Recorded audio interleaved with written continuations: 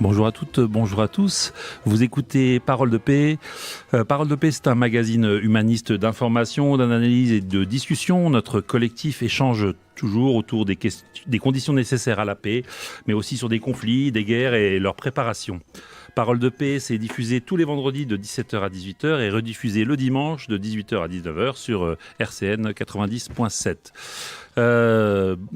Aujourd'hui, nous sommes assez nombreux autour des micros. Je commence d'abord par les membres du collectif. On a Brigitte qui est là pour la Ligue des droits de l'homme. Bonjour Brigitte. Bonjour. On a également Yves qui est là pour l'Union française des Juifs pour la paix et une autre voix juive. On va dire dans le désordre, c'est pas mal. C'est pas mal. Donc c'est l'Union juive française pour la paix et le mouvement pour une autre voie juive. Ah, pas mal, ouais. Et également le mouvement de l'objection de conscience est en force cette semaine. Nous avons Franck. Bonjour Franck. Bonjour. Et nous avons Grudji. Bonjour. Alors si le MOC est en force, c'est parce que le sujet de cette semaine, c'est le service national universel. Le titre de l'émission, c'est « Le service national universel à la poubelle ». Le SNU, ce qu'en pensent les organisations de jeunesse. Parce que nous avons invité sur le plateau, nous avons avec nous plusieurs organisations de jeunesse. Nous avons Valentin qui est référent jeunesse nancéenne insoumise, donc la France insoumise groupe jeune. Bonjour Valentin. Bonjour à vous. Et nous avons également Victor qui est co-référent du groupe Jeune Génération S à Nancy. Bonsoir. Bonjour Victor. Bonjour. Et puis et Clément qui est militant jeune Génération S. Bonjour. Bonjour Clément. On commence comme d'habitude par des brèves. Et Brigitte, oui. Alors moi j'ai une brève qui sera peut-être un peu longue. Oui. Mais bon, c'est pour vous parler d'un sujet important qui fera d'ailleurs peut-être l'objet d'une émission ultérieurement. C'est pour vous parler des vidéos audiences que la Cour nationale du droit d'asile veut nous imposer à Nancy et à Lyon. Alors, la Cour nationale du droit d'asile juge les recours des personnes qui font des demandes d'asile, qui ont reçu une décision de rejet de l'OFPRA, l'Office français de protection des réfugiés et des apatrides. Et le seul moment où un demandeur d'asile va avoir accès à son juge, c'est devant la Cour nationale du droit d'asile. Bon. Il se trouve que depuis la loi du 10 mars 2018, la possibilité des visioconférences, parce qu'on peut aussi les appeler comme ça, est prévue sans le consentement de la personne. En 2003, le Conseil constitutionnel disait qu'il fallait le consentement de la personne pour que les droits de la défense soient respectés.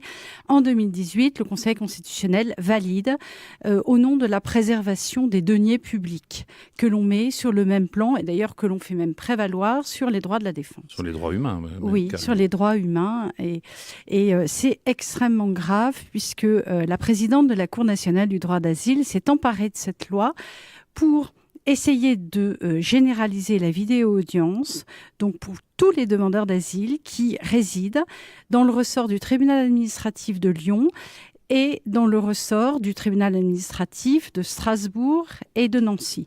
Alors, elle nous l'a présenté en octobre 2018 comme une simple expérimentation. Donc, on peut imaginer une expérimentation comme quelque chose qui est à la marge, un test. Et en fait, on a découvert que ça concernait 6500 dossiers. Nous sommes... nous, les syndicats, associations de défense des étrangers, etc., nous sommes immédiatement montés au créneau. La présidente de la Cour nationale du droit d'asile s'est adressée aux bâtonniers en demandant des listes d'avocats volontaires pour intervenir au titre de l'aide juridictionnelle.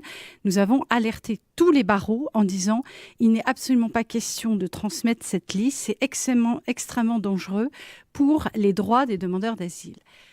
Tous les barreaux ont refusé de transmettre cette liste, sauf le barreau d'Épinal, qui y est allé d'un seul homme sans se rendre compte de ce qu'il faisait. Donc il y a eu un front de résistance important, il y a eu des réunions, il y a même eu un test qui a eu lieu notamment à Nancy en janvier. On a fait savoir à de nombreuses reprises à la CNDA qu'on n'était pas du tout d'accord sur cette modalité.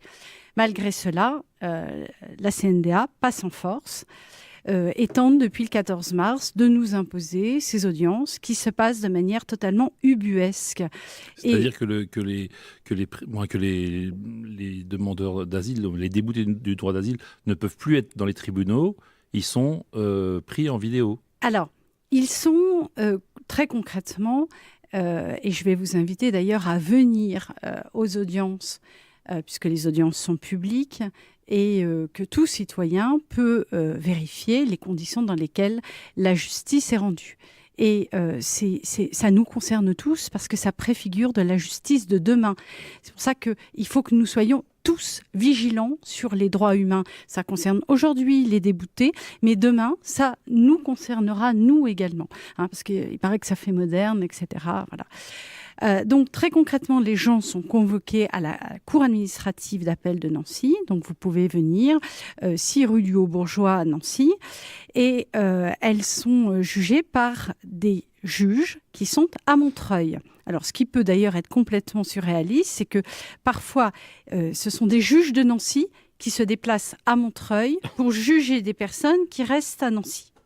Donc, nous demandons avec force la possibilité qui est également prévue dans la loi de mettre en place des audiences foraines pour que les juges viennent à Nancy. Si la CNDA veut absolument se rapprocher des justiciables, eh bien, elle peut le faire comme le Conseil constitutionnel, c'est-à-dire venir à Nancy ou à Lyon. Alors, donc, depuis le 14 mars, les personnes... Enfin, il y a un mouvement de grève important de la part des avocats. Donc, nous demandons des renvois qui sont plus ou moins acceptés. Et nous avons mis en place une vigie citoyenne avec la Ligue des droits de l'homme. Donc, à chaque audience à Nancy, nous avons des avocats, des militants pour vérifier les conditions dans lesquelles les audiences se déroulent et surtout pour assurer les renvois. Alors, certaines affaires sont prises sans avocat. Donc, on est là aussi. Moi, j'interviens également pour un syndicat d'avocats. Je fais des interventions volontaires. Lorsque je vois qu'il y a des coupures, que la personne ne peut pas s'exprimer dans des conditions correctes, eh bien, je fais des interventions volontaires pour le syndicat des avocats de France en demandant à ce que l'audience soit renvoyée. Donc vraiment, je vous invite à venir à ces vidéos-audiences. Vous verrez dans quelles conditions elles se passent et vous pourrez ensuite en témoigner parce que vraiment, la justice fonctionne d'une manière qui n'est absolument pas correcte pour les plus vulnérables. Alors, pourquoi nous sommes contre la visioconférence ? C'est parce que le récit de la personne est absolument crucial. La personnalité, les faits, la crédibilité de la personne vont être appréciées à l'audience. Et à travers un écran, le juge ne va plus pouvoir apprécier de la même manière. En plus, les personnes sont tétanisées devant un écran. Parce qu'il y a une relation interpersonnelle qui doit se mettre en place entre le juge et le demandeur d'asile. On a affaire à des gens qui ont du mal de verbaliser, qui ont du mal de parler de choses intimes, de choses graves. Et là, à travers un écran, c'est extrêmement compliqué. Et en plus, compte tenu de la configuration des lieux, c'est encore plus difficile parce qu'il y a 2 grands écrans et les personnes se voient. Et pour des demandeurs d'asile qui ont subi des persécutions, de devoir parler devant un écran tout en se voyant, c'est quelque chose qui est extrêmement impressionnant. Donc, voilà, ma brève. C'est une forme de déshumanisation de la justice. Moi. C'est exactement ce que nous disons. Surtout si ça glisse après. Moi, déjà là, c'est un scandale. C'est un scandale pour ces personnes. Oui, c'est les formes de faire des économies, c'est ça l'objectif, faire des économies et faire de la justice un peu expéditive. Oui, en plus c'est un fantasme cette histoire d'économie. C'est un argument qui était donné il y a une dizaine d'années pour justifier les visioconférences au pénal, pour éviter les escortes. donc pour éviter les transports d'escortes, c'est-à-dire de policiers, etc. Mais cet argument a été utilisé alors qu'il ne se justifie absolument pas. Donc il y a actuellement un rapport de force entre les avocats et la Cour nationale du droit d'asile. Nous demandons avec force une médiation. Nous demandons la suspension immédiate des vidéo-audiences pendant la durée de la médiation. Nous demandons la mise en place d'audiences foraines pour permettre aux personnes de présenter leur dossier dans des conditions correctes, étant précisé que c'est vraiment l'audience de la dernière chance, puisque à la faveur des dernières réformes en matière d'asile, on sait qu'à partir du moment où une personne est déboutée à la CNDA, elle reçoit immédiatement une obligation de quitter le territoire français et elle ne peut plus se défendre. Donc c'est vraiment l'audience de la dernière chance et il est crucial qu'elle puisse présenter leur demande dans les meilleures conditions possibles. Donc voilà, je vous invite à venir à ces audiences, étant précisé que la Ligue des droits de l'homme donc, est très présente, mais également d'autres associations comme Amnesty International, etc. Associations qui sont regroupées dans les États généraux des migrations. Si ça vous intéresse, de venir à des audiences, vous pouvez prendre contact avec nous pour connaître les dates des audiences, ou vous pouvez téléphoner à la Cour administrative d'appel de Nancy pour savoir quelle sera la prochaine audience ou les prochaines audiences, parce que malheureusement, elles continuent à se tenir malgré le mouvement de grève, malgré notre demande de suspension de ces audiences particulièrement délétères pour les droits des personnes. Et bon, Brigitte, Parole de paix continuera à suivre cette question. Oui, je vous en parlerai d'ailleurs la semaine prochaine, puisque je serai amenée à intervenir pour un autre sujet. Donc, je vous donnerai la suite la semaine prochaine pour vous dire notamment si les pourparlers avec les négociations avec la CNDA ont abouti et où on en est dans ce bras de fer. Merci. Merci Brigitte. Yves, d'autres brèves sur d'autres lieux. Un autre sujet qui est très d'actualité en ce moment. Bon, c'est vrai que ce que vient d'expliquer Brigitte, c'est quand même quelque chose qui est interrogeant et grave. Et ça, il ne faut pas sous-estimer ce problème. Alors, bien évidemment, moi, l'Union juive française pour la paix et le mouvement pour une autre voie juive, en ce moment, ils sont très, très préoccupé par ce qu'il est en train de se passer au niveau des élections législatives dans l'État criminel. Et évidemment, ça pose de gros problèmes. Alors, je vous renvoie sur chacun des sites. Vous avez des textes qui sont intéressants. Et il y en a un, par exemple, sur le site de l'UJFP, vous tapez avec vos petits doigts UJFP, et il y a un article de Gideon Lévy, qui est un journaliste d'Haaretz, et qui parle, l'article est un peu antérieur, mais il dit « L'élection de mardi entraînera à coup sûr un résultat. 100 de membres de la prochaine Knesset seront des partisans de l'apartheid. Ce fait est sans précédent dans les États démocratiques. 100 législateurs sur 120, une majorité archi-absolue qui soutient la continuation de la situation actuelle, à savoir l'apartheid. Avec une majorité pareille, il sera possible pour la prochaine Knesset de déclarer officiellement Israël comme État d'apartheid.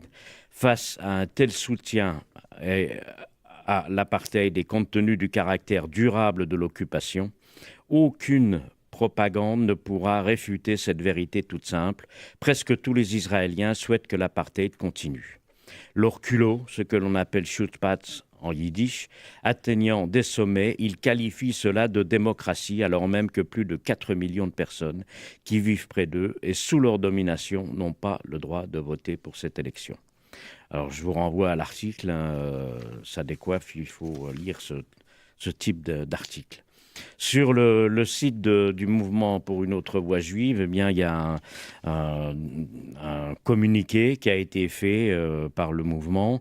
Netanyahou à la veille des élections nationales en Israël. Alors c'est pareil, ça a été écrit quelques jours avant les élections. La veille d'élections nationales en Israël, Benjamin Netanyahou déclare sa volonté d'annexer les territoires occupés par Israël depuis 1967 sur la rive ouest du Jourdain. Ceci après sa décision d'annexer le plateau du Golan, saluée et approuvée par Dingo Trump. Il déclare en outre qu'il n'y aura jamais d'État palestinien. Il déclare qu'aucune force au monde ne pourra empêcher cette décision. Ces déclarations inadmissibles sont d'une gravité inédite. Elles violent toutes les résolutions adoptées par l'ONU depuis 1967 et l'article 2 de la Charte des Nations Unies. Elles tournent le dos à la Déclaration universelle des droits de l'homme. Une autre voix juive s'insurge contre de semblables projets qui ne doivent jamais voir le jour. Non seulement ils foulent aux pieds les droits fondamentaux du peuple palestinien, mais ils créent à terme les conditions d'un embrasement général au Proche-Orient. Voilà. Pareil, je vous renvoie au texte. UAVJ. Je pense que c'est important sur le site du AVJ. Eh ben, très bien. Donc les brèves sont. Je ne pouvais pas faire plus vite. Ah, c'est très bien, c'est très bien. Les brèves sont maintenant terminées. On peut commencer le dossier de la semaine. Donc sur le service national universel, le SNU ou le SNU, je ne sais pas comment on va l'appeler entre nous. Qu'en pensent les organisations de jeunesse? C'est le thème de l'émission de cette semaine. Peut-être avant de commencer, donc les auditeurs ont sans doute un petit peu entendu parler de ci de là de ce SNU qui, nous allons le voir, est quand même encore beaucoup dans le brouillard, alors qu'il doit commencer dès le mois de juin de cette année. Est-ce que, Franck... C'est moi les organisations de jeunesse, non? Non, c'est pas toi. Donc on a avec nous, on rappelle les jeunes de Génération S et puis les jeunes de la France Insoumise. On a donc Clément et Victor pour Génération S et Valentin pour les jeunes de la France Insoumise. Peut-être avant de commencer, est-ce que Franck, tu peux nous faire un peu un état, où est-ce qu'on en est sur ce fameux service national universel dont on parle par moment, comme ça vient, mais pour moi ça me semble toujours très très flou. Oui, alors qu'est-ce qu'on en sait de ce SNU? Donc c'est une promesse du candidat Macron. Le projet a effectivement du mal à se dessiner et après maintes tergiversations, on se dirige apparemment vers un déroulement en 3 phases qui visera d'abord les jeunes mineurs âgés entre 15 et 16 ans. Donc c'est universel, donc c'est pour tous les jeunes mineurs sans distinction de genre. Oui, même l'âge a changé. Au départ, c'était pour les pour les étudiants jusqu'aux 25 ans. Maintenant, et puis c'est descendu. Et puis maintenant, c'est pour les jeunes après la 3e. C'est ça, de leur 15e année, avant 16 ans. Donc des mineurs. Des mineurs. C'est pour des mineurs. C'est pour des mineurs. C'est quand même important de le dire. Donc a priori, ça se dirigerait vers 3 phases. La première phase, dite de cohésion, serait obligatoire. Elle consistera en une période d'enfermement pendant laquelle on inculquera aux jeunes des valeurs morales et militaristes. La deuxième phase, dite d'intérêt général, sera obligatoire aussi. Ce sera 2 semaines près de chez soi et ce sera un travail dans des associations, des corps en uniforme, des collectivités territoriales, dans les services publics. Et la troisième phase, dite d'engagement, sera celle-ci facultative. Elle pourra durer entre 3 mois et 1 an. Et les missions, ce sera encore la défense, la sécurité. Mais on peut aussi aller vers l'accompagnement des personnes, la préservation du patrimoine, l'environnement. Donc c'est encore un peu flou. Oui, donc c'est tout à fait flou. Je propose donc ça doit commencer au mois de juin de cette année par des volontaires, c'est ça, hein? C'est ça. Donc c'est universel, mais pour l'instant on s'adresse à 3000 jeunes volontaires. Ça aussi c'est expérimental. Et donc ça veut dire que 3000 jeunes vont se retrouver au mois de juin dans ces premières maisonnées. On ne sait pas encore qui est-ce qui va les tenir, ces maisonnées. Est-ce qu'il y aura une lumière rouge à l'extérieur ou qu'est-ce qui va se passer à l'intérieur de ces maisonnées? Peut-être qu'on peut écouter, si Thomas veut bien, le premier son tiré du film Full Metal Jacket. Je suis le sergent d'armement Hartmann et votre chef instructeur.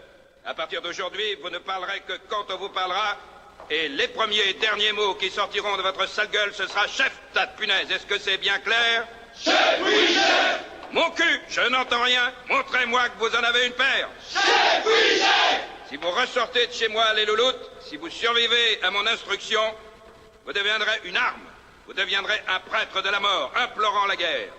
Mais en attendant ce moment-là, vous êtes du vomi. Vous êtes le niveau zéro de la vie sur Terre. Vous n'êtes même pas humain, bande d'enfoirés. Vous n'êtes que du branleman végétatif, des paquets de merde, d'amphibiens, de la chasse. Parce que je suis une peau de vache, vous me haïrez. Mais plus vous me haïrez, et mieux vous apprendrez. Je suis vache, mais je suis réglo. Aucun sectarisme racial ici. Je n'ai rien contre les négros, Rital, Youpin ou Métèque. Ici, vous n'êtes tous que des vrais connards. Et j'ai pour consigne de balancer toutes les couilles de loup qui n'ont pas la pointure pour servir ma chère unité. Tas de punaises, est-ce que c'est clair?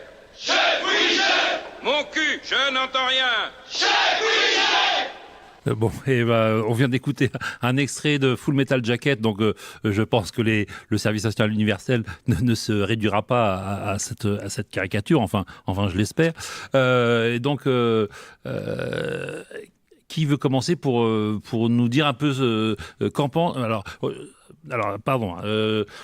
Nous, on avait vu dans le journal du dimanche du 3 juin 2018 que 14 associations de jeunesse, organisations de jeunesse avaient fait une première tribune pour dire qu'elles s'opposaient à ce service national universel. Au mois d'octobre 2018, il y a eu une tribune dans Le Monde qui demandait aussi encore des organisations de jeunesse qui disaient qu'elles ne voulaient pas y participer, qu'elles ne voulaient pas de ça pour la jeunesse. Le gouvernement a aussi fait comment on dit ça, pas un grand débat, mais avait mis une plateforme pour demander à la jeunesse ce qu'elle en pensait. Et d'après Gabriel Attal, il va falloir qu'on pose des noms. Gabriel Attal, c'est le secrétaire d'État qui est au ministère de l'Éducation nationale, parce que c'est l'Éducation nationale qui va payer la facture, qui est au service à l'Éducation nationale et qui s'occupe du service national universel. Et Gabriel Attal, il reconnaissait lui-même que c'était un flop, leur consultation des jeunes, et que même dans leur consultation des jeunes, il y avait un peu plus d'un quart ou un peu moins, je ne sais plus, c'est 24 ou 27% de jeunes qui déclaraient ne pas vouloir aller à ce service national universel, ce qui va poser peut-être des problèmes. Et donc, vous, organisation de jeunesse qui êtes là avec nous, est-ce que vous pouvez un peu nous faire le point sur votre position? Victor de Génération. Du coup, nous, avec les jeunes générations, on avait lancé une pétition contre le SNU début d'année scolaire dernière. Du coup, on est allé devant les lycées et dans les facs pour sensibiliser par rapport à ça. Et notre position par rapport à cette réforme, le SNU, c'est que c'est une réforme dont on ne veut pas. Déjà parce que vous l'avez dit, c'est une réforme qui va coûter extrêmement cher. On l'estime à 3 milliards d'euros par an, puis une fois que ce sera rodé, à 1,5 milliard d'euros par an. Et comme vous l'avez dit, ce sera le ministère de l'Éducation nationale qui va le payer. C'est-à-dire le budget qui est habituellement alloué au lycée. Et quand on voit qu'il y a encore des suppressions de postes dans les lycées et qu'il y a énormément de classes qui sont surchargées, d'établissements qui ferment dans les campagnes, cet argent serait beaucoup plus utile à financer les lycées plutôt que ce service militaire qui ne sert strictement à rien. Et toujours pour continuer dans le modèle de l'éducation, l'année dernière, les étudiants partout en France se sont mobilisés en bloquant leur fac, en allant en manifestation, etc., contre la loi OR, et pour qu'il y ait plus de moyens dans les universités françaises. Et on estime à seulement 1 milliard d'euros par an sur 5 ans, le budget nécessaire pour rendre des universités françaises compatibles avec la demande qu'il y a aujourd'hui, pour les mettre à niveau et pour qu'on puisse accueillir tous les étudiants dans de bonnes conditions. Et le gouvernement Macron, lui, alors oui, j'avais entendu ces chiffres-là. Moi, j'avais entendu sur 10 ans. J'avais entendu qu'il y avait un livre blanc qui avait été fait sur l'université du temps de Hollande, où il disait, si on mettait 1 milliard d'euros par an dans les universités pendant 10 ans, on serait à niveau correct. Là, ce gouvernement, lui, a choisi de mettre 500 millions d'euros, donc la moitié d'un milliard, sur 5 ans. Donc du coup ils ont trouvé Parcoursup ou d'autres choses pour un peu pour trier les étudiants. Mais effectivement je comprends que les jeunes se disent des milliards donnés comme ça pour un service national universel, est-ce que ça vaut vraiment le coup, quel est le but derrière, qu'est-ce qu'on veut faire à la jeunesse, voilà. Valentin, tu voulais aussi réagir pour la France insoumise jeune? Évidemment, c'est comme on a l'habitude avec le gouvernement et l'ensemble et le président, c'est qu'à chaque fois ils nous pondent des trucs, ils testent comme ça pour savoir ce que ça va. Il faut obliger les jeunes, ça a jamais servi. Je pense qu'effectivement il faut un investissement massif plutôt dans les facs, dans les lycées, dans les collèges, pour qu'il y ait des conditions dignes pour les futures générations d'étudier correctement. Parce qu'aujourd'hui, effectivement, des classes à 35, je ne vois pas comment l'élève en difficulté, le professeur aura le temps de prendre son temps pour l'aider. Donc, et puis faire un service militaire. L'utilité aujourd'hui, on nous pond déjà une défense au niveau de l'Europe. On veut nous pondre maintenant un service militaire au niveau national. Dans quel but ? Est-ce qu'on prépare une guerre ? Est-ce qu'on prépare... Non, on prépare rien de tout ça. Justement, on a fait l'Europe pour garder la paix sur notre territoire. Donc préparer les jeunes aujourd'hui à des idées militaires, surtout aussi jeunes, je veux dire à 15 ans, et donc plutôt les jeunes à se former sur ce qui est plutôt sur d'autres sujets, sur l'environnement, sur ce qu'ils veulent eux plus tard. Parce qu'aujourd'hui, il faut le dire, il y a aussi beaucoup de jeunes qui ne savent pas ce qu'ils veulent faire plus tard. Et aujourd'hui, on leur explique à partir de la seconde, avec la nouvelle réforme Blanquer, qu'ils devront faire leur choix à partir de la seconde. Donc non, pour moi, c'est comme à chaque fois, c'est une usine à gaz de la part du gouvernement. Valentin voulait intervenir. Du coup, je voulais réagir par rapport à ce que tu avais dit. Je suis assez d'accord par rapport à tout ça. Mais vraiment, le but, je pense, le vrai but de cette réforme, c'est pour Macron, de relier avec un électorat conservateur qui a cette image du seul jeune qui reste chez lui et qui ne s'engage pas du tout en dehors de l'image qu'on a cliché, c'est-à-dire du jeune sur son téléphone. Parce que ce qui est affiché, et puis effectivement, moi j'ai l'impression que cette réforme, elle plaît aux anciens.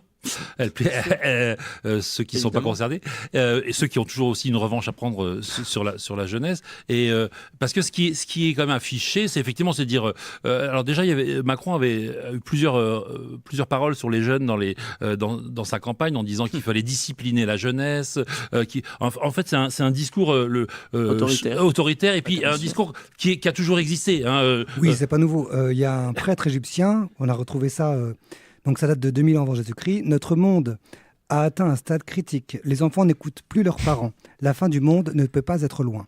Donc voilà. Mais c'était 2000 ans avant Jésus-Christ. C'était un prêtre égyptien. D'accord. Il y a Socrate, il y a Hésiode. On peut en trouver. Plein. Donc la jeunesse. C'est des bons à rien. Rien ne va plus. Rien ne va plus. Tout fout le camp.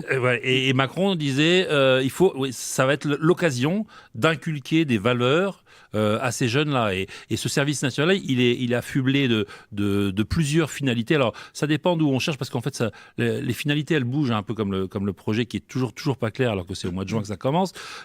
Donc, c'était affirmer les valeurs de la République pour renforcer la cohésion sociale et nationale. Donc,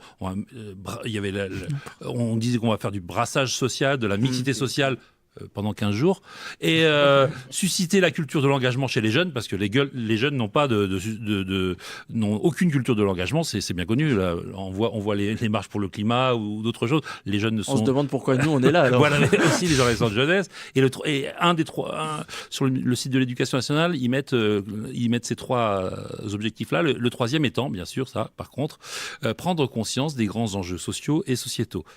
À comprendre derrière,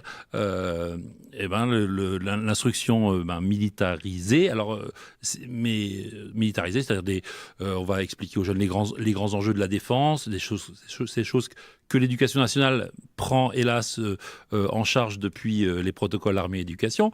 Mais là, on aura des jeunes sous la main pendant 15 jours, jour et nuit, pour leur expliquer qui c'est les ennemis. Tu demandais toujours, Valentin, on va expliquer aux jeunes qui sont les ennemis. On vient de la propagande. Et on va être dans le cynisme des puissants qui à la fois vendent des armes et à la fois nous expliquent la paix sur la terre. Oui, c'est assez.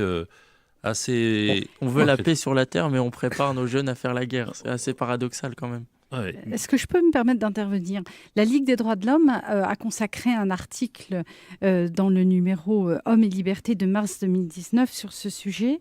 Et à propos de l'engagement, il est rappelé que c'est un préjugé de penser que les jeunes ne s'engagent pas, puisque une enquête de la Direction de la jeunesse, de l'éducation populaire et de la vie associative montre qu'en 2018, 36% des jeunes sont engagés dans une activité associative et qu'il s'agit d'un chiffre en hausse depuis 2 ans.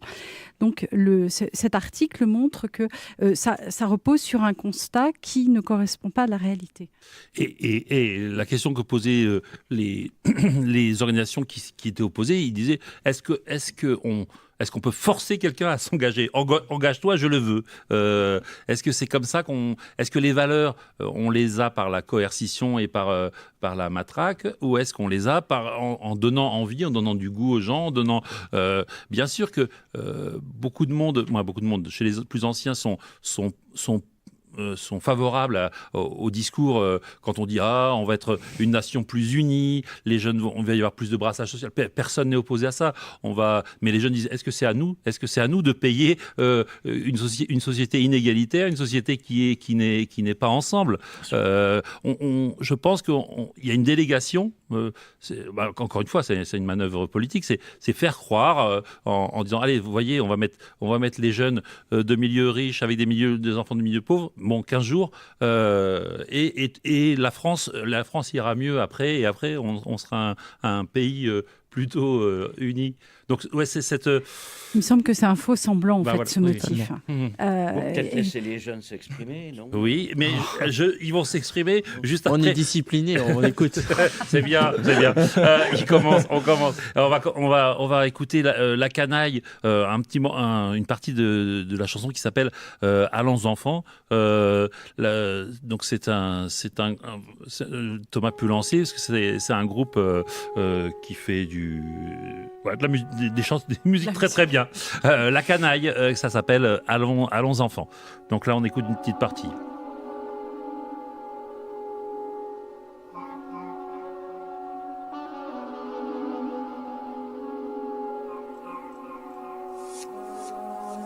Je suis l'appel de l'épée conservatrice et il est l'heure, je veux des preuves de ton sens du sacrifice. Allez, lève-toi, bats-toi, tue pour moi. Fais couler le sang impur sans demander pourquoi, viens, suis-moi. Je suis la plus belle cause pour mourir. Au nom de toutes tes bouches à nourrir, contiens ta douleur, fais ton devoir avec passion, question d'honneur pour la grandeur de la nation. Les traîtres et les ordures, moi je leur plante mon drapeau et à grands coups de clairon je les torture, je les Guantanamo. Ne t'avise surtout pas de renier ton pays, je te veux docile, écoute et obéis.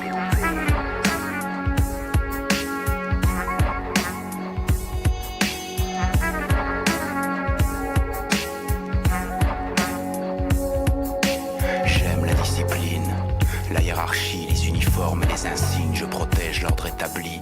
Respectueux des traditions, mais j'ai horreur du changement. Je tiens à garder ma place, donc je la défends. Testostérone à bloc, je donne dans la gonflette. Ni mauviette, ni tantouze, j'ai l'esprit de compète. L'esprit de conquête, un fait pour les combats. Chauvin, vu de moi, je revendique la grosse tête. Je me complais que dans l'excès, la démesure, homme d'exception. Je viens marquer l'histoire de ma signature. Je kiffe les bonnes foules qui donnent l'assise à mon statut. Ces grandes messes populaires qui t'en mettent plein la vue. Je prends mon pied dans les tribunes de tous les stades. Ces jours de fête, étendard levé, je parade. La foule m'acclame et s'égosille sous mon emprise. Et moi je rigole quand ça déborde, quand elle se radicalise.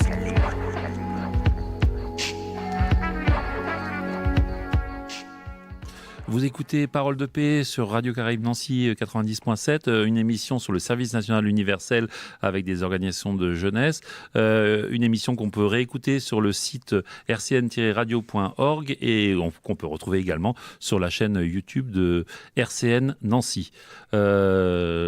Donc, vous vouliez intervenir sur mes propos reprenant le discours de notre gouvernement. Les arguments Clément. vendus pour ce service national universel, et tout simplement les détruire, puisque en fait, il nous parle de mixité sociale. Et Emmanuel Macron et son gouvernement, on peut le constater, c'est un simple constat, qui mène des politiques contraires à cette cohésion nationale qui nous vend, cette mixité sociale. On peut le voir au niveau du mouvement des Gilets jaunes, c'est sûr, nationalement, mais au niveau même des étudiants. On voit la réforme qui est en train de passer sur les augmentations des frais à l'université pour les étrangers, et donc ils vont x16, donc ces frais d'ici, donc un décret qui va être voté dans les semaines à venir, la loi ORE comme on l'a dit, la réforme Blanquer comme l'a dit Valentin. Au final, ils nous vendent ça comme de la mixité sociale, alors que Macron, je suis pas sûr que c'est le premier acteur de la cohésion nationale et de la mixité sociale et de ce brassage comme ils le vendent. Et autre chose aussi, par rapport à l'engagement, cette notion d'engagement, engager les jeunes. Nous, on pense que le SNU, c'est tout le contraire finalement de l'engagement, puisque l'engagement, il est dynamique, il est gratuit, et il est volontaire et c'est empli de sens. S'engager, c'est volontaire. Forcer les jeunes à s'engager, ce n'est pas de l'engagement, et c'est bien le contraire qu'on veut inculquer aux jeunes par ce SNU. Voilà. Valentin ? Effectivement, avec ce qu'a pu rappeler Clément, c'est une aberration totale. Aujourd'hui, il vaut mieux investir dans les universités, dans les collèges, dans les lycées, pour donner un modèle d'éducation digne de la France, et non pas forcer les jeunes à faire ce qu'ils n'ont forcément pas envie. Et les jeunes ont envie de s'engager, mais il faut leur donner l'envie. C'est surtout ça. Aujourd'hui, un jeune, certains n'ont pas l'envie, alors pour différentes raisons. Mais quand effectivement vous avez un président de la République qui nous parle de cohésion sociale dans un SNU, mais que de l'autre côté, il nous tient des discours en méprisant certaines catégories sociales, en divisant les Français, c'est assez paradoxal. Donc, malheureusement, ça va faire bientôt 2 ans qu'on a l'habitude avec le gouvernement ils disent une chose mais ils en font une autre. Il leur a fallu le mouvement des Gilets jaunes pour prendre conscience qu'ils sont en train aujourd'hui de rendre de plus en plus de gens pauvres. Ils sont en train de la preuve avec nous, étudiants, moi-même à la faculté, quand on a fait le blocage, à la fin, on n'a même pas eu de discussion avec la ministre, puisqu'elle a décidé, avec l'ensemble des préfets, de nous envoyer les CRS pour débloquer les facultés. Et après, ils nous parlent de dialogue social. Donc, on a l'habitude, malheureusement, il serait temps que tout ça s'arrête. Oui, et c'est vrai que c'est pas gagné.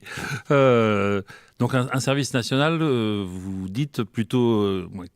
Qui est coercitif, qui est militarisé. Ah oui, là aussi, parce que est-ce que vous avez des informations sur les contenus ? Parce que parce que là aussi, on n'a pas dit, mais le gouvernement jure ses grands dieux que ça ne sera pas militaire et pas militarisé. Hein. L'armée dit, ce qui est de bon ton aussi de dire, c'est que l'armée ne veut pas s'en occuper. Mais quand on entend le ministre de la Défense, elle dit tout le temps ça, l'armée ne veut pas s'en occuper. Mais ils vont former les cadres. Mais quels cadres ? C'est pas du tout clair. Non, mais tout est dans le flou, mais comme à chaque fois, à chaque réforme ou projet de loi sensible, ils sont dans le flou total. C'est-à-dire qu'au début, on nous disait la loi RE, vous inquiétez pas, il n'y aura pas de sélection, il n'y aura pas de tri sur le carreau, alors qu'aujourd'hui, on se rend compte qu'avec Parcoursup, des gens qui font une formation professionnelle ne peuvent plus aller à l'université. Donc, on nous a dit avec la loi Blanquer qui devait diviser les classes par 2, la première loi Blanquer, ça va être une grande réussite, mais on a déshabillé Paul pour habiller Jacques, puisqu'on a pris dans les campagnes pour ramener dans les villes. Donc, non, à chaque fois, c'est comme ça. Donc, laissons les jeunes faire ce qu'ils ont envie. Aidons-les, par exemple, par une aide financière pour qu'ils arrêtent de travailler en même temps que leurs études, parce qu'aujourd'hui on nous parle d'échec et c'est ce qu'on nous a vendu pour la loi ORE, c'est parce qu'il y a un taux d'échec trop élevé, mais arrêtons de les faire travailler en même temps. Il y a aujourd'hui 66 à 70% de jeunes qui travaillent en même temps. En même temps que leurs études, ouais. En même temps que leurs études, donc c'est le premier facteur d'échec et non pas un manque de compétences, parce que aujourd'hui j'en suis sûr que de notre génération ou des générations qui vont arriver, il y a plein de gens talentueux pour les défis qu'on a à venir pour demain, que ce soit dans la transition écologique, dans l'éducation avec l'augmentation démographique. Donc arrêtons de dire toujours les jeunes ils savent pas faire ceci, ils savent pas faire cela. Il y a une spécialisation à faire et laissons-les faire ce qu'ils ont envie. C'est très paternaliste finalement, et puis c'est à l'image d'Emmanuel Macron qui est, comme on l'a dit, des critiques au niveau de pas mal de classes sociales. Et au final, ce paternalisme, il ne nous aide pas, nous les jeunes, et on est prêts à s'engager. On l'a vu, on peut sortir des chiffres. Un jeune sur 2 aujourd'hui s'engage pour quoi que ce soit. Donc c'est peut-être pas forcément les anciens partis politiques, tout ça, mais l'engagement, il évolue aujourd'hui. Et il y a une vraie dynamique, et on peut l'encourager, mais forcer les jeunes à s'enfermer pendant 15 jours avec quelqu'un qui n'est pas de sa classe sociale, c'est pas la solution. Oui, parce que l'engagement, vous dites, ne se décrète pas, mais tu viens de le dire, mais il peut se favoriser, par exemple, en arrêtant de détricoter le tissu associatif qu'on avait en France.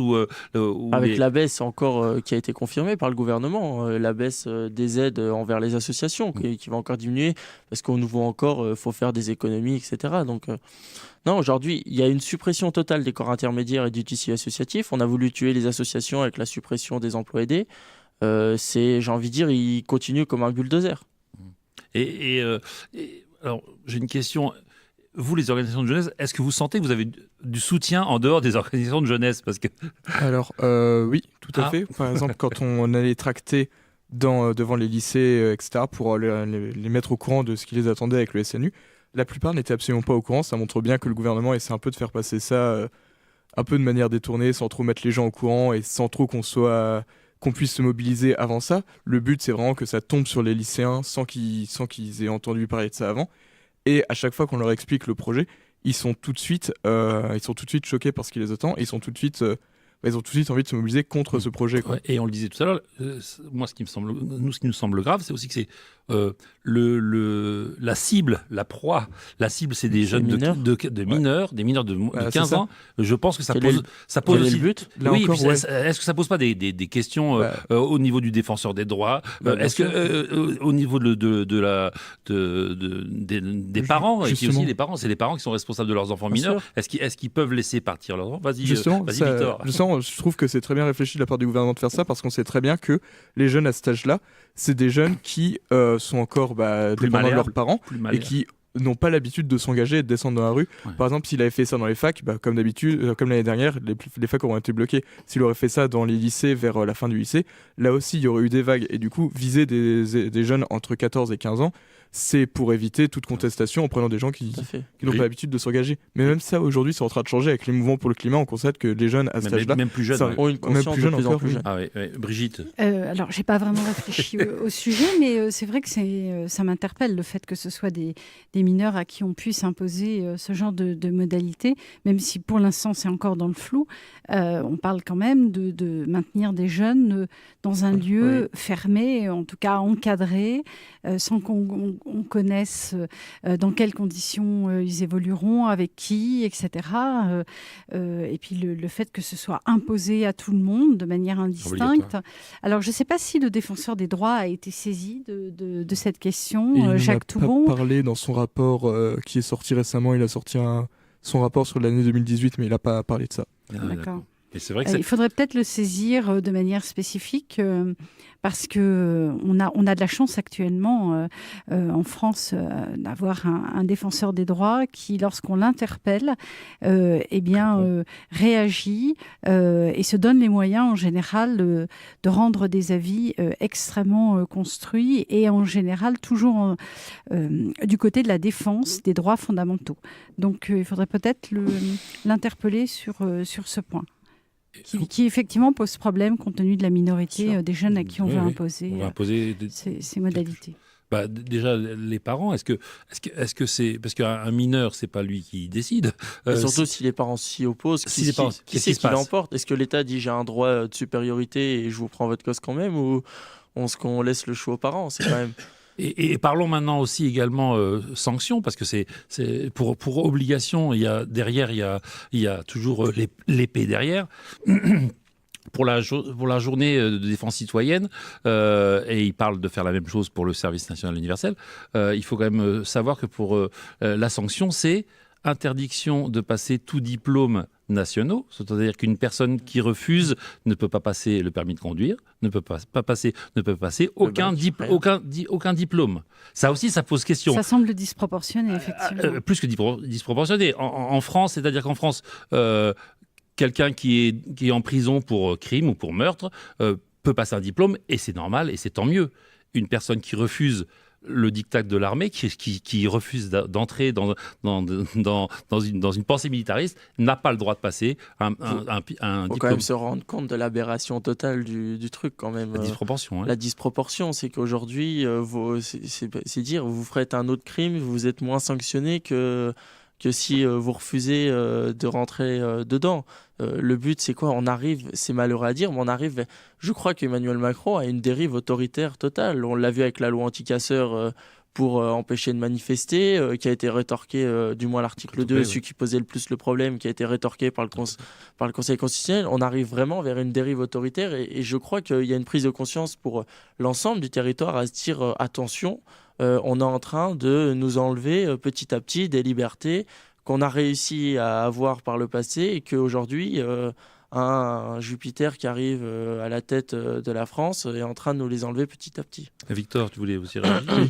Je voulais réagir par rapport au fait, on parle beaucoup du côté militarisé du SNU.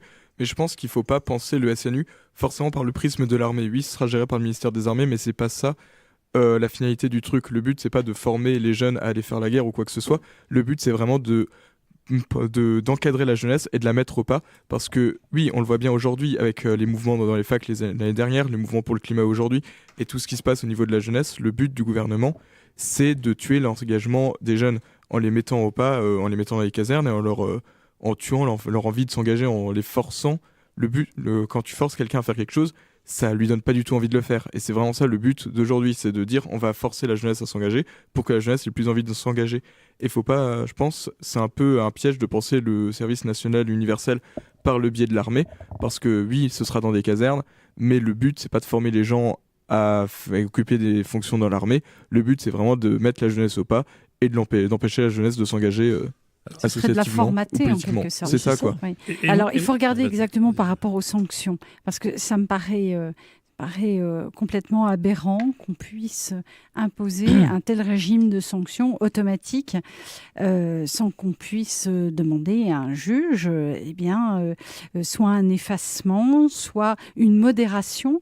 Donc il faut regarder très précisément tous ces points parce que ça me paraît totalement anormal sur un plan juridique. C'est pour ça qu'une association... Et que dit le MOC voilà, justement, c'est pour ça qu'une association comme le MOC, Mouvement l'Obligation de Conscience, on soulève ces questions-là, parce que avant que le service militaire soit suspendu, en France le service militaire est suspendu, c'est-à-dire qu'un simple vote de l'Assemblée pourrait remettre le service militaire, l'objection de conscience qui a été obtenue de longues luttes a été aussi également suspendue. Donc c'est-à-dire qu'actuellement, donc nous ça nous interroge depuis, parce que une personne qui fait sa journée de défense citoyenne ou plus tard son service national universel, quand il fait ce moment-là, c'est un appelé.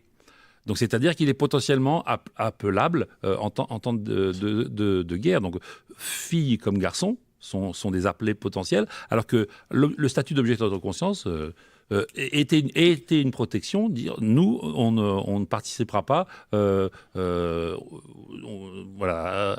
la guerre si elle est menée. Et donc, vous allez réfléchir pour étendre le régime de l'objection de conscience éventuellement au SNU, j'imagine. Oui, mais après, nous, c'est des questions sur lesquelles on réfléchit en se disant que le service national, le statut d'objecteur avait été obtenu sous le motif, il fallait mettre qu'on ne voulait pas toucher des armes. On écrivait ça dans la lettre. Maintenant, on peut nous dire, mais vous ne toucherez pas des armes. Le service national universel, il n'y a pas même si on voit de temps en temps dans les journaux, dans les liaisons armée et éducation nationale, des enfants toucher des fusils, parce que l'armée fait des stages avec les écoles et le collège. Clément, c'était sur ça que tu voulais... Justement, par rapport à ça, je pense que la tactique du gouvernement, c'est de faire passer l'armée comme quelqu'un de plutôt gentil, un espèce d'acteur socio-éducatif nouveau qui rentrerait dans l'éducation des jeunes un peu assez, de manière assez floue comme ça, et d'être un peu socialement intégré dans cette éducation. Et c'est une tactique, parce que si on regarde généralement aujourd'hui une espèce de méfiance des pouvoirs publics, l'armée est plutôt épargnée sur cette méfiance. On se méfie des gouvernements, des administrations, etc. L'armée est assez épargnée, et justement le gouvernement utilise cette image de l'armée pour... il y a un consentement. Ce consentement, il s'achète aussi. Je parlais tout à l'heure des protocoles armée-éducation. Il y a 2 ans ou 3 ans, dans l'examen du brevet national des collèges, on demandait à un gamin de 3e de se mettre dans la peau. On lui disait, fais une rédaction, écris, tu dois aller à la tribune de l'Europe et tu dois expliquer les bienfaits de l'armée française. Parce que, on leur mettait à côté des photos quand l'armée va sauver des gens pour les inondations. On lui mettait pas ce que l'armée française faisait en Afrique. Mais voilà. Et donc, il y a un discours qui doit infuser pour pas que les gens se mettent à critiquer, parce que la critique ne va de moins en moins être possible. Et j'avais une réserve sur ce que disait tout à l'heure Victor. Moi je crois que dans le service national universel, parce que les différents corps c'est écrit que les différents corps seront proposés. Il y a des stages qui seront proposés. Et moi je pense que là va se faire aussi une dichotomie entre les jeunes de différents milieux, parce qu'on va proposer, bien sûr, aux enfants les moins favorisés, de s'engager après. Voilà, moi c'est un peu ça. Mais moi sur je peux que être d'accord avec vous là-dessus. Je pense qu'effectivement les jeunes qui seront malheureusement des familles les moins favorisées seront entre guillemets envoyés comme de la chair à canon, et je pense que c'est pas l'objet qu'il faut. Oui, d'accord, il nous parle aussi qu'ils pourront s'investir dans l'aide à la personne, dans le service public, etc. Mais il faudrait déjà qu'ils restent du service public. Je crois que c'est pas la politique aujourd'hui d'Emmanuel Macron. Donc, et puis qu'on arrête de vouloir défendre, qu'on veuille défendre des intérêts économiques dans d'autres pays, d'accord, mais pas au début de l'humain, parce que là on parle depuis tout à l'heure, mais il y a aussi le côté humain. Où est-ce que le côté humain va être mis en avant quand on va leur expliquer du côté militaire, ce qu'il faut faire, que l'armée française fait que des choses bien, on ne leur dira pas ce que l'armée française ne fait pas. Oui. Je ne tire pas évidemment sur ceux qui sont au sein des armes aujourd'hui, je dis simplement que je pense qu'il y a une politique étrangère à revoir totalement et de ne pas défendre que des intérêts économiques et oublier l'humain d'eux. Je propose une toute petite pause musicale, si Thomas veut bien, et après on donne la parole à Yves. Donc c'est important. On se retrouve. Animé par le désir de dominer, je suis né pour briller, le faire savoir au monde entier. En temps de crise, je gonfle mes rangs dans la misère, je divise et encourage le repli communautaire. Chacun pour soi et Dieu pour tous, je croque les faibles, je m'étends, je les repousse. Je fonce sur tous les fronts, refuse de ronger mon frein. Je sais qu'au bout du compte, il ne peut y en rester qu'un. Fier de mes frontières, je choisis mes étrangers. Si je pouvais les autres, je voudrais tous les étrangler. Les mettre au pas, leur montrer qui c'est le patron. Piller leurs richesses avant de brûler leur maison. Violer leurs femmes et purifier enfin leur gêne. J'aime entendre leurs cris pour apaiser ma haine. Je voudrais les voir se prosterner devant mon Dieu. Je leur imposerai mes valeurs, fusil chargé entre les yeux.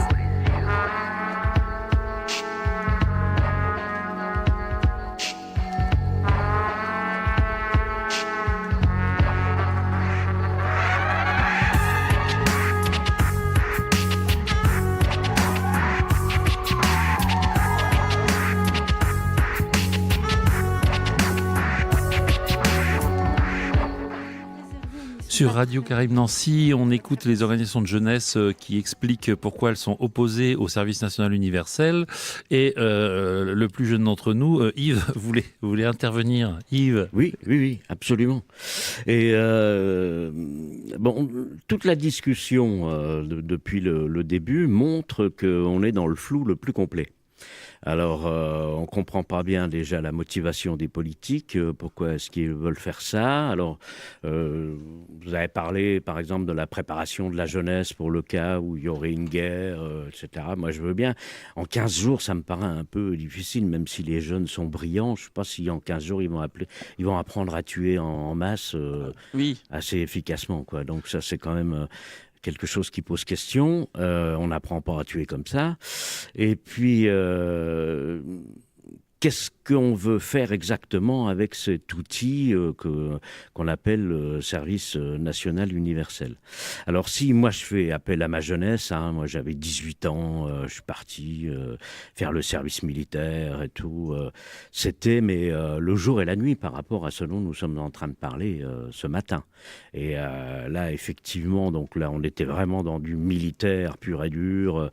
J'avais déjà dit, je crois, une fois ici, qu'on nous faisait chanter une chanson qui disait qu'il est bon de mourir à 20 ans. Enfin, bon, même moi, j'étais pourtant pas je suis toujours pas un intellectuel, mais ça m'avait choqué, quoi. Yves, tu sais quand même que même ces 15 jours-là, tous les matins, et on va les lever à 6h du matin devant le drapeau et chanter la Marseillaise tous les matins. Ce qui, c'est quand même un anachronisme aussi, non? Le drapeau et chanter la Marseillaise, c'est une chose. Apprendre à un jeune qu'il est bon de mourir à 20 ans, c'est peut-être autre chose. Ça dépend pourquoi il meurt, quoi. Donc, alors, moi, je pense, je voudrais rapprocher deux chiffres actuels. C'est que déjà, nous avons bien dépassé les 700 tonnes nettes d'émissions de CO2 par seconde aujourd'hui. vous ferez le calcul pendant la durée de l'émission, combien on a envoyé de centaines de milliers de tonnes de CO2 dans l'atmosphère. Et le deuxième chiffre, c'est les migrations. Chiffre officiel par l'Office international des migrations qui dépend des Nations Unies. On prévoit 400 millions de migrants à l'échéance de 2050. On est à peu près à 280 millions actuellement et on voit déjà les nœuds au cerveau que se font tous les fascistes de la Terre par rapport à ça. Donc qu'est-ce qu'ils vont faire quand on en sera à 400 millions?